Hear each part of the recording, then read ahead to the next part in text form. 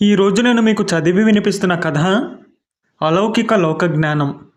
ఈ కథ చందమామ కథలలో ఒకటి. ఇక కథలోకి వెళ్ళిపోదాం.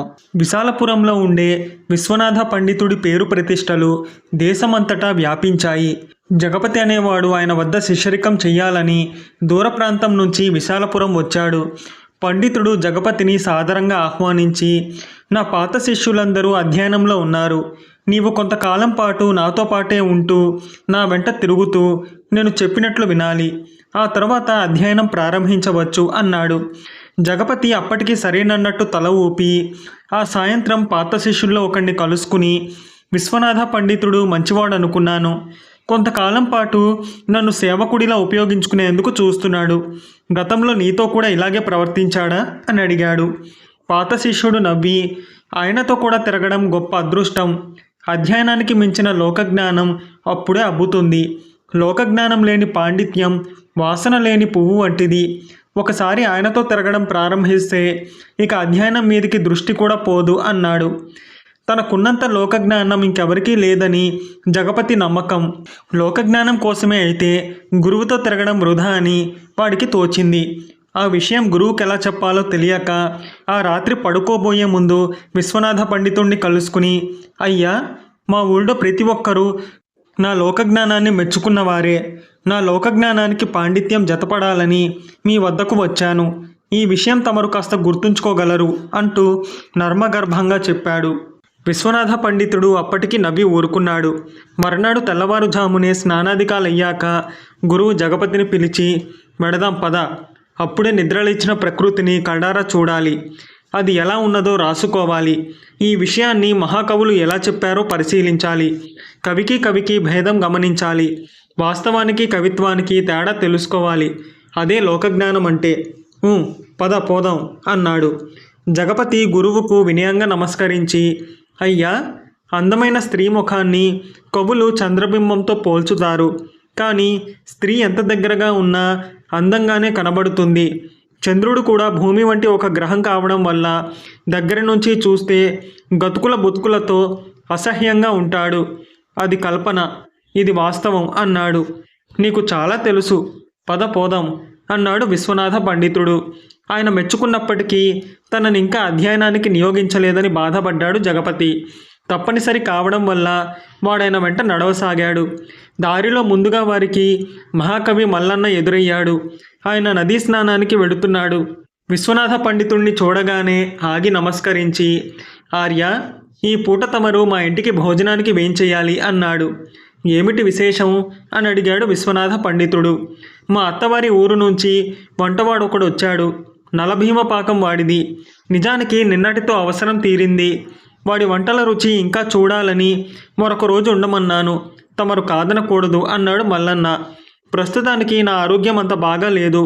కనీసం వారం రోజుల దాకా రుచులు నన్ను ఆనందింపజేయవు అన్నాడు పండితుడు. వంటవాణ్ణి వారం రోజులు ఆపగలిగేవాణ్ణే, కానీ రేపే నాకు ప్రయాణం పడింది.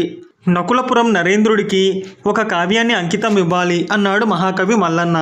ఆ కావ్యంలో ఎవరో తప్పులేనారన్నావు కదా అన్నాడు పండితుడు ప్రశ్నార్థకంగా. అవును, వాటిని ఎలా సవరించుకోవాలో తెలియక తమరి సాయం కోరితే సమయం చాలదంటిరి అన్నాడు మల్లన్న. కావ్యంలో తప్పొప్పులు చూడాలంటే శ్రద్ధగా చదవాలి. అందుకు కనీసం వారం రోజుల వ్యవధి కావాలి.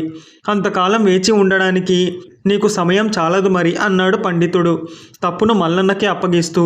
అంతా నా దురదృష్టం అని మల్లన్న వెళ్ళిపోయాడు. అప్పుడు పండితుడు జగపతితో, నా ఆరోగ్యం చక్కగా ఉంది. భోజనం తప్పించుకునేందుకు అబద్ధం చెప్పాను అన్నాడు. ఇది విన్న జగపతికి చాలా సందేహాలు కలిగాయి. కానీ అడగలేక ఊరుకున్నాడు. వాడు మరికాస్త దూరం వెళ్ళేసరికి భూస్వామి భూషయ్య ఎదురయ్యాడు. ఆయనకు ఊళ్ళో వ్యవసాయంతో పాటు పట్టణంలో వ్యాపారం కూడా ఉన్నది. ఆయన పండితుడికి నమస్కరించి, అయ్యా, తమరు ఈరోజు మా ఇంట భోజనం చేస్తారు, కాదనకూడదు.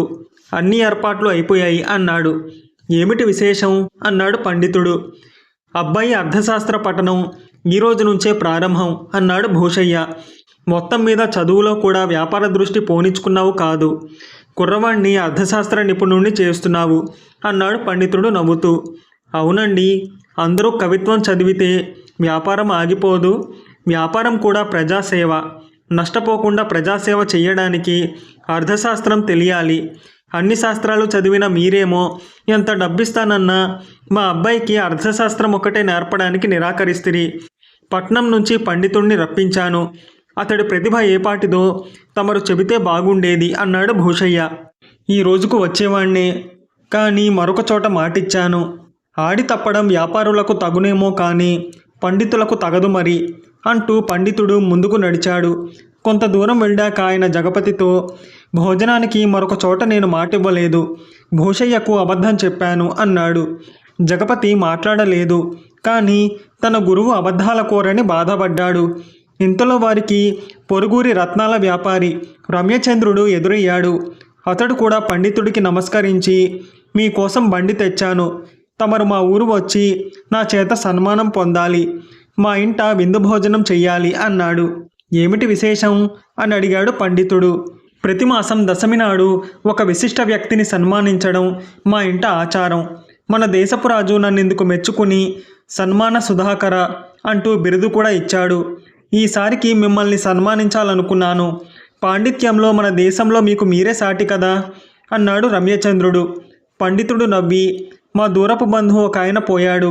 ఈ మాసంలో నేను ఏ సన్మానాల జోలికి వెళ్ళకూడదు, వేడుకలలో పాల్గొనకూడదు, కాబట్టి అన్యదా భావించవద్దు అన్నాడు. అంతా నా దురదృష్టం. మీరున్నారు కదా అని ఈ ఊరొచ్చాను. పక్క ఊళ్ళో చదరంగపు ఆటగాడు ఒకడున్నాడు, అతన్ని పట్టుకోవాలి వేగంగా అంటూ వెళ్ళిపోయాడు రమ్యచంద్రుడు. రమ్యచంద్రుడు అటు పోగానే పండితుడు శిష్యుడితో, నువ్వు గాబరా పడకు, మా దూరపు బంధువు ఎవడూ పోలేదు అన్నాడు. జగపతికి మతిపోయినట్లయింది. అలా నడుస్తూ వాడొక మామిడి తోపు చేరుకున్నారు. లోపల అడుగు పెట్టబోతుండగా, అయ్యా నేను తమతో రావచ్చునా అన్న మాటలు వినిపించి ఇద్దరు వెనక్కు తిరిగి చూశారు. సన్నగా పీలగా నడివయస్కుడొకడు ముతక బట్టలు ధరించి వినయంగా నిలబడి ఉన్నాడు. ఏమిటి ధవళయ్య, ఏమిటి విశేషం అన్నాడు పండితుడు. అయ్యా, నేను పొలం పనులకు పొరుగుళ్ళో గిరాకీగా ఉందని వెళ్ళి 4 రోజులైంది. నిన్ననే తిరిగి వచ్చాను. ఈరోజు తమకు మా ఇంట్లో భోజనానికి ఏర్పాటు చేశాను. ఈ విషయం చెబుదామని వచ్చాను. నేను తమ వెంట కొంతసేపు ఇక్కడే ఉంటాను. భోజన సమయానికి మా ఇంటికి తీసుకువెడతాను అన్నాడు ధవళయ్య. నీ ఇల్లు నాకు తెలియనిదా? భోజన సమయానికి అలాగే వస్తాను. ఈలోగా పనులేమైనా ఉంటే చూసుకో అన్నాడు పండితుడు అభిమానంగా. అయ్యా, ఒక చిన్న మనవి. నేను ఊరుకు వెళ్లే ముందు తమరు చెప్పిన గీతా వ్యాఖ్యానం విన్నాను. నా మనసుకు ఎంత తృప్తి కలిగించిందనుకున్నారు? మన ఊళ్ళో తమరు వారానికి ఒకసారి గీతా వ్యాఖ్యానం చెబుతూనే ఉంటారు. నేను ఊళ్ళో లేక 4 వారాలు వినలేకపోయాను. తమకిబ్బంది లేకపోతే అది అడిగి తెలుసుకుందామనుకుంటున్నాను అన్నాడు ధవళయ్య వినయంగా. సరే పద అన్నాడు విశ్వనాథ పండితుడు. ఆ తర్వాత ఆయన గీతా వ్యాఖ్యానం చెప్పసాగాడు. జగపతి, ధవళయ్య శ్రద్ధగా వినసాగారు. చూస్తుండగానే భోజన సమయం అయింది. గురువు ఏదో అబద్ధం చెప్పి ధవళయ్యను వదిలించుకుంటాడనుకున్నాడు జగపతి. కానీ ఆయన శిష్యుణ్ణి వెంటబెట్టుకుని ధవళయ్య గుడిసె వద్దకు వెళ్ళి అక్కడ తృప్తిగా భోజనం చేశాడు. అక్కడి నుంచి తిరిగి ఇంటికి వెడుతున్నప్పుడు, నీ లోకజ్ఞానం నా గురించి ఏమనుకుంటున్నది అని అడిగాడు విశ్వనాథ పండితుడు జగపతిని. ముందు తటపటాయించిన గురువు ప్రోత్సహించడంతో జగపతి, తమకు లోకజ్ఞానం శూన్యం అనిపిస్తున్నది.